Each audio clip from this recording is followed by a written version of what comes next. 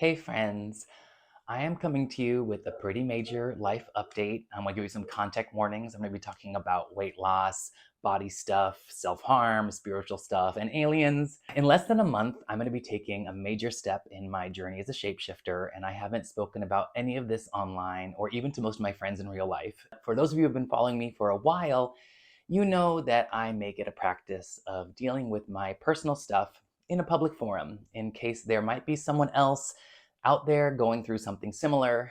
I don't claim to be a guru or an expert. I am just sharing about what I'm learning from my life as I live it. In December of last year, I had gastric bypass weight loss surgery, and it was something I had been contemplating since high school, so nearly half my life, actually more than half my life. And my struggles with compulsive eating and body dysmorphia were deeply rooted in my childhood trauma that, amongst other things, left me feeling trapped in a body that I did not understand. Through all that time leading up to my gender transition, which I began in 2012, I made a commitment that any changes that I was going to make to my body would have to come from a place of self-love, not self-harm or self-punishment, because I had become very well versed in those and they did not serve me. So I did the gender stuff with all of the self-care and appreciation that I could conjure. And those decisions carried me to a place where I found happiness in my body in a way that I never had before. But it also took a really major toll on my metabolism. So last year I hit my highest weight of 297 pounds and I looked great. I was giving you thick queen from the front and the back, and I loved showing off my feminine curves. But the weight was also weighing on me, and I found it hard to engage in some of the things that I really loved, like dancing and running and even singing. So it became clear to me that for me, Thick Queen was not sustainable.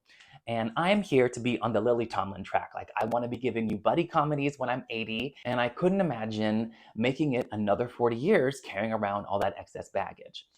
So, two things cemented that decision for me. First, as I posted during the beginning of the WGA strike, I had sold a TV show based off my autobiographical play, Chonburi International Hotel and Butterfly Club, to HBO Max. The show told the story of my life and the community that I had formed through my gender confirmation. However, in true Hollywood form, HBO would not guarantee me the right to play myself in the show. And they wouldn't say why, but I'm not clueless.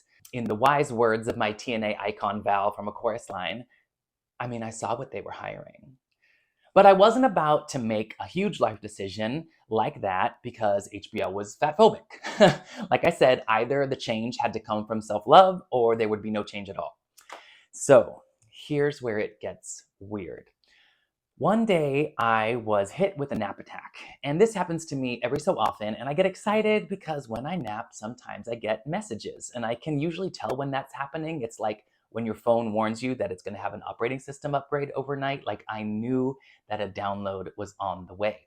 So I got to bed, and even before I fell asleep, I had this vision, and it was like Monty Python. Like, it was like the hand of God came down, the fingertips entered my abdomen and kind of swizzled around for a second and then vanished and disappeared.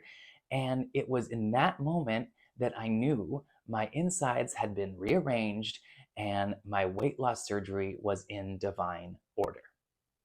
So, for some of you, that might sound a little incredulous, and all I have to say is, welcome to my world.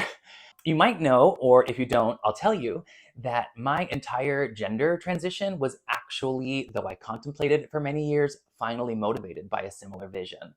I was living in Pittsfield, Massachusetts at the time, and I had this dream that spaceships came down to Earth, as they've been known to do in the Berkshires. Aliens came out, and each alien was like a doppelganger of each human on the planet. Like, we each had our own version of the highest self. And I saw my highest self, and she was radiant. And she took me by the hand, and she led me to this operating theater that was kind of like Oz, like brush, brush here, brush there, and a couple of brand new straws. And I awoke from that dream knowing with the same assurance that it was safe and good for me to transition, and that that was going to be an essential step on my path toward my highest self. So, anyway, back to last year. As soon as I made the decision to move forward with weight loss surgery, my whole life changed. And I mean immediately. Like the moment I affirmed the vision, my phone rang and it was one of my besties. And he told me that he had the opportunity to go secret shop 5 luxury resorts in the Maldives. And he wanted to know if I could come with him. All I had to do was pay for my ticket and everything else was taken care of. What? Like, if that's not a sign that you should be going in the right direction, I don't know what is. Around the same time, it became clear that the writer's room of Quantum Leap was never actually going to meet in person. And I was like, why am I renting an Airbnb in Los Angeles to spend all day on Zoom? So I decided to pack up all my stuff and drive it down to my dad's house in San Diego and fly to the Maldives for the workation of a lifetime. Something wild happened in the Maldives. I've always had a deep connection with the ocean. Yemaya is the Yoruban goddess of the ocean, and she's one of my spirit guides. She claimed me in my adolescence, and I have prayed to her and made offerings to her and communicated with her for decades now. But there were other forces in those seas that I had not encountered in this lifetime. And they knew me and they were welcoming me. And I wept because I felt the call of these beings beneath the surface of the waves. I made a pledge to return somehow and to help the people of those islands face the climate crisis that the industrial world had thrust upon them. And I only mention that here to say I don't know how that's supposed to unfold, but it remains a commitment on my heart. So, the expansion of my spiritual being continued when I got back to San Diego. My dad had recently moved in his 99-year-old parents into his house for hospice care. I decided that I would stay there with them and assist in their transition when I got back from my trip. I was not close with my grandparents. I always thought they were kind of miserable people, and their behavior was actually one of the first things I brought up in my very first therapy session in like 6th or 7th grade, which incidentally my parents dragged me to because of my weight. As I tended to them on a daily basis and helped them cross over, I felt a softness in my heart and this genuine affection for them in their dying process. And they unburdened themselves to me in the dark of night, confessing their traumas and misgivings, and sometimes without words. But I knew what was happening. And as they returned to infancy under my care, I gained a new appreciation of the human life cycle. And I'm not talking about from birth to death, I'm talking about from birth to rebirth, to rebirth, to rebirth. And during that time, I was writing and eventually directing my Quantum Leap episode, and all this was going on while I continued to receive messages from entities previously unknown to me. My personal pantheon of divine feminine deities includes Shakina from Judaism, the Virgin Mary and Mary Magdalene from Christianity, Yemaya, as I mentioned, from Yoruba and Candomblé, a white buffalo calf woman from Lakota tradition, Avalokiteshvara and Kuan Yin from Buddhism, Gaia from ancient Greece, and Pachamama from the Andean and Mesomerican cultures. These feminine forces have made themselves known to me in deeply personal ways, and they're like my council of grandmothers. I receive guidance from them, I ask them for help, I talk to them in my prayers and in my meditations. Actually, before I go on, there's 2 other past tense things I want you to know. 1, when I was really young, like 5 or 6, I was sitting in the back seat of the car, marveling at the brilliant swirling light that I saw around my mom and my brother. And I spoke up and I was like, Mom, I can see oxygen. And she corrected me very innocently without looking back. And she just said, That's impossible, sweetie. And then it was gone. Also, when I was 16 and I was deep into the candle magic, like every other gothic queer who loved the craft, I tried to cast a spell that would kill myself in my sleep. Ooh. I didn't know what I was doing, but I created this ritual that I thought would end my life. And when I woke up, I was like, fuck, I betrayed my gifts. And then I was afraid to approach my magic for years and years and years. But now it seemed that these gifts were being restored to me. And I found myself in the midst of this multidimensional reawakening. And this is all the context within which I undertook my weight loss surgery. Suffice it to say, my recovery was not what you would call traditional. I spent the first month of my soft food diet astral projecting onto a med bay of some mothership above the planet, having deep, long talks with Nikola Tesla and St. Martin de Porres, and welcoming visitations from the Galactic Federation of Light, as well as friends and family members who had crossed over on the other side of the veil. I would be like walking on a treadmill and bilocating and fully existing and observing other planes of reality, sifting through the Akashic records to heal karmic patterns from my past lives, and taking in lectures from the ascended masters in this great temple of wisdom. And none of this was shocking to me. It was comfortable, it was familiar, and it was delightful. I had come to understand my gender confirmation as this rebalancing of my root and sacral chakras, and I was starting to understand this weight loss surgery as a rebalancing of my solar plexus and heart chakras. And all of that was unleashing my kundalini up and out through my throat and my third eye and my crown. And I felt my entire energetic body just expanding and transmogrifying as I used my breath to amplify my rainbow light and anchor into the core of the earth and the surface of the sun.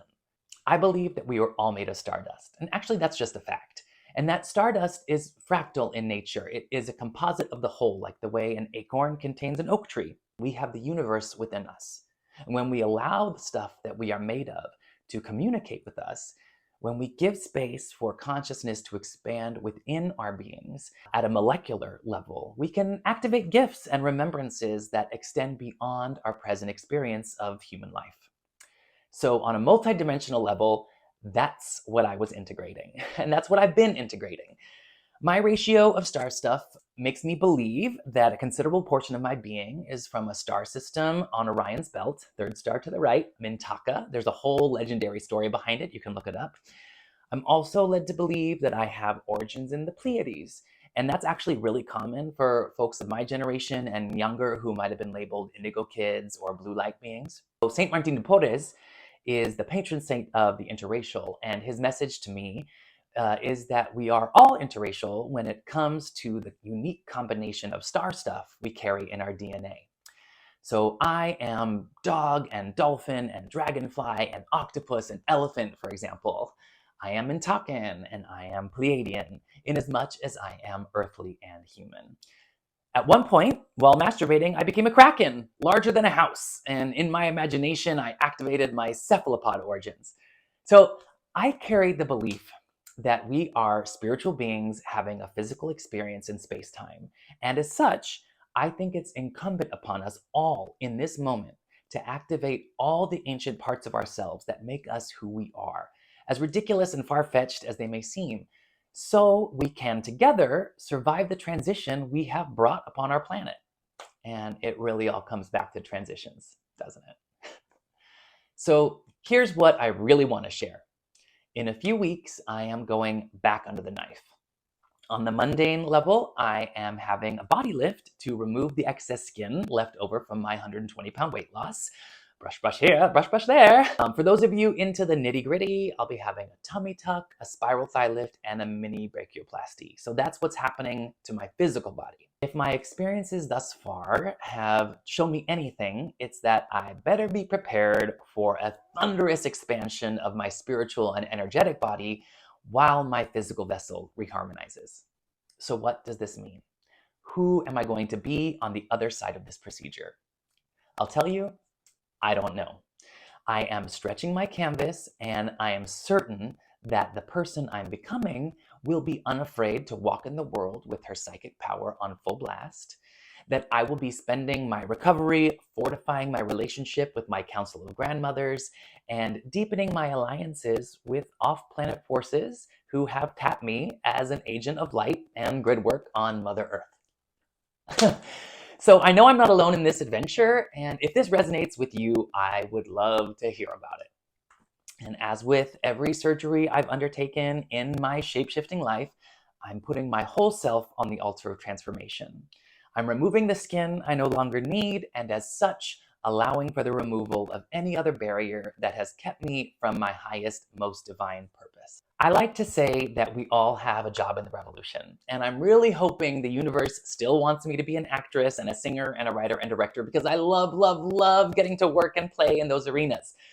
But it's also true that the universe has been on my case to get me to come out about these other aspects of my being. And so I'm sharing all of this with the hopes that two things can be true at once, that I can be a star and be from the stars, and that whatever light I shine from here on out will reflect a more integrated totality of my being. I just want to say thank you for letting me share what's on my heart. Thank you for receiving everything that I have shared today, as bizarre as it may seem.